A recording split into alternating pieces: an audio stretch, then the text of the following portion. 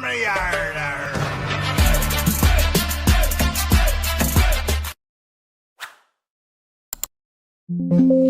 नमस्कार दोस्तों, मैं आपका दोस्त ब्रिजमोहन सिंह अपने यूट्यूब चैनल बीबीएन ट्रेडिंग में आपका स्वागत करता हूं।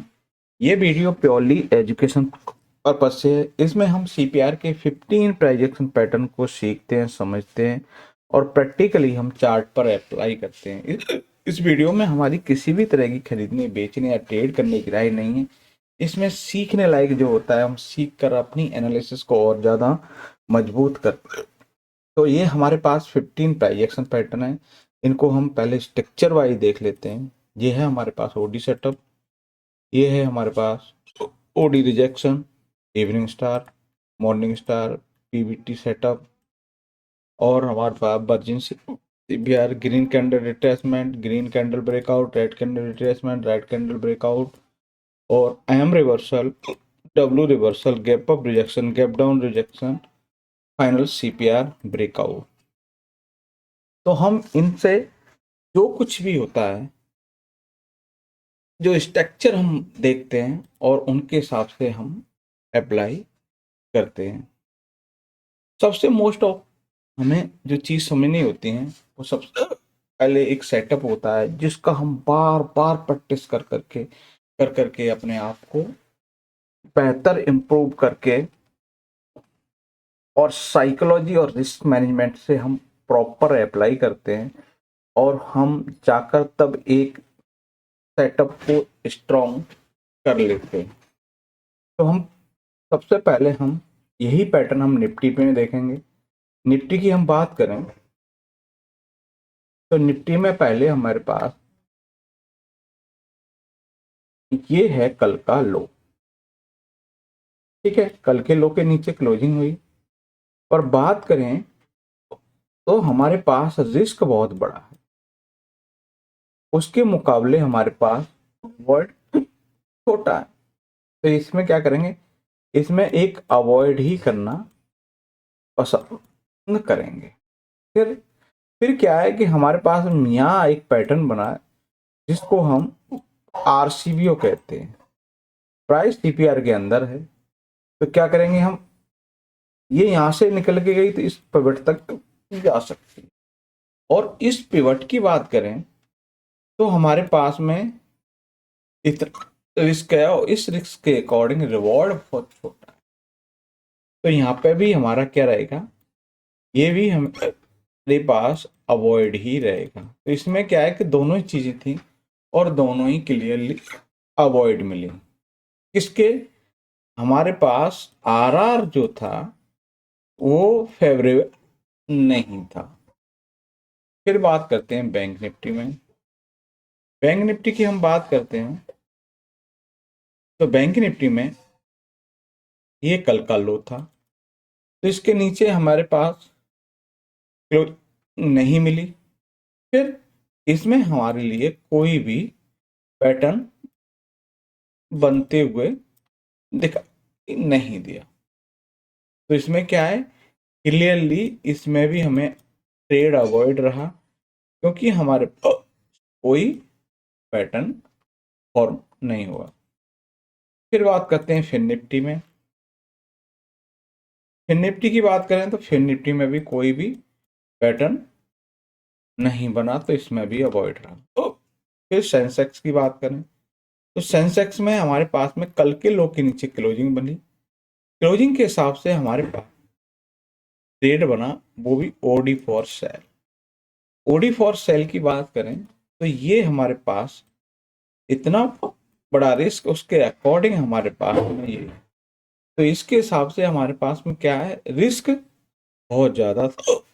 अब बात करें कि यहाँ वही निफ्टी की तरह यहाँ के हिसाब से हमारे पास में रिस्क के रिवॉर्ड रेशियो नॉट फेवरेबल था। तो क्या है, आज पूरी तरह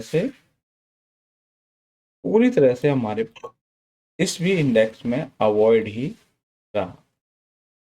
फिर लास्ट है वो है हमारे पास Nifty mid cap. Mid cap की बात करें तो हमारे पास यहाँ आपको आरसीआर के हिसाब से देखने को मिला। तो हम बात करें तो इसकी तो ये हमारे पास में हाई था, वो हमारे पास इस हाई के एसएल के हिसाब से आप यहाँ तक जा सकते। तो ये एक फेवरेबल के हिसाब से आपको, रिस्क और रिस्क के हिसाब से भी आपको अगर यहाँ पे भी करते हैं तो ये इतना रिस्क है, इसने रिस्क के अकॉर्डिंग रिवॉर्ड आपको इतना देखने को मिला और एक बेटर ट्रेड इसमें भी मिली। तो इसमें क्या है, निफ्टी मिफ्टी में आरसीआर के हिसाब से, रेड कैंडल रिट्रेसमेंट के हिसाब से आपको एक मूव यहाँ देखने को जरूर मिला, उसके अलावा कोई भी मूव नहीं।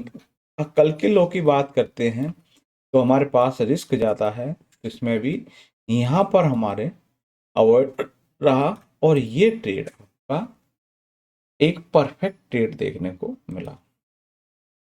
अब हम उन स्टॉक को देख लेते हैं जिन स्टॉक में आज के दिन ये पैटर्न बने। आईआरबी इंफ्रा में भी आपको निफ्टी मिड कैप की तरह यहाँ पे भी आरसीआर पैटर्न देखने को मिला और टारगेट ये था, जो टारगेट आपका हिट हुआ। इसके बाद नेक्स्ट रहेगा हमारा वो सुपरमार्ट है। एवरेस्ट सुपरमार्ट में होता है ना, इसमें आपको जो है डब्लू पैटर्न देखने को मिला, जिसमें हमने कहा कि ये वाला पैटर्न कि प्राइस गिर के एक लो बनाए, फिर रिट्रेस करे, दोबारा उस लो से यहाँ से ग्रीन कैंडल फॉर्म हो, तो इस हाई के लिए आप डब्लू रिवर्सल कंसीडर कर सकते हैं। तो ये क्या, ये लो बना, प्राइस रिट्रेस हुआ और दोबारा लो से यहाँ से आपको देखने को मिला कि यहाँ से हमें जैसे जैसे ग्रीन कैंडल फॉर्म हुए, यानी कि यहाँ सपोर्ट मिलने लगा और आप इस टारगेट के लिए आप जा सकते। उसके बाद नेक्स्ट है पॉलीकैब। पॉलीकैब में भी निफ्टी मिड कैप और हमारे आईआरबी इंफ्रा के हिसाब से यहाँ भी आरसीआर देखने को, मित्रों फाइनेंस जिसमें जीसीआर देखने को मिला, जो ग्रीन कैंडल थी ना उसके लो से हमें एक स्ट्रॉन्ग रिजेक्शन देखने को मिला, फिर हम पिवट टू पिवट टारगेट रख सकते थे, फिर हमारा फाइनली ये टारगेट था जो कि आपका हिट हुआ। उसके बाद है हमारे पास जेएसडब्ल्यू स्टील, जिसमें आपको रेड कैंडल ब्रेकआउट के हिसाब से मूव अच्छा मिला और आपका पिवट एज ए टारगेट था।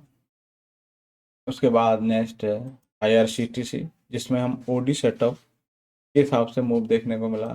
फिर हमारा जिंदल स्टील एंड स्टील, जिसमें आपको रेड कैंडल ब्रेकआउट के हिसाब से, फिर आरईसी जिसमें आपको डब्लू रिवर्सल के हिसाब से एक लो बना, रिट्रेस हुआ, दोबारा लो से यहाँ से जैसे ही बिल्डअप दिखा और बिल्डअप के हिसाब से आपको यहाँ एक परफेक्ट मूव देखने को मिला।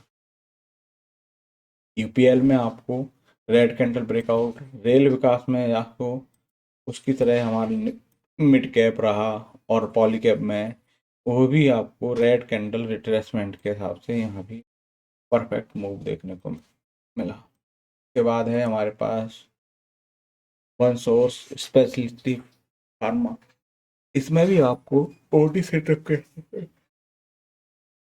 मूव देखने को मिला। पीटीसी इंडिया में रेड कैंडल ब्रेकआउट और डैम कैपिटल एडवाइजर में आपको ओडी सेटअप के हिसाब से सेल ऑफ देखने को मिला। तो ये थे पैटर्न जो स्टॉक में बने। इंडेक्स में हमने समझा कि किस तरह से ये फॉर्म हुए और उसके हिसाब से क्या रिस्क रिवॉर्ड रेशियो के हिसाब से इनको अप्लाई किया जा सकता है कि नहीं, वो हम डेली सीखते हैं, समझते हैं, अपनी एनालिसिस को और ज़्यादा मजबूत करने का काम करते हैं। तो वीडियो अच्छा लगे लाइक शेयर कमेंट्स और चैनल को सब्सक्राइब करें। नमस्कार सर।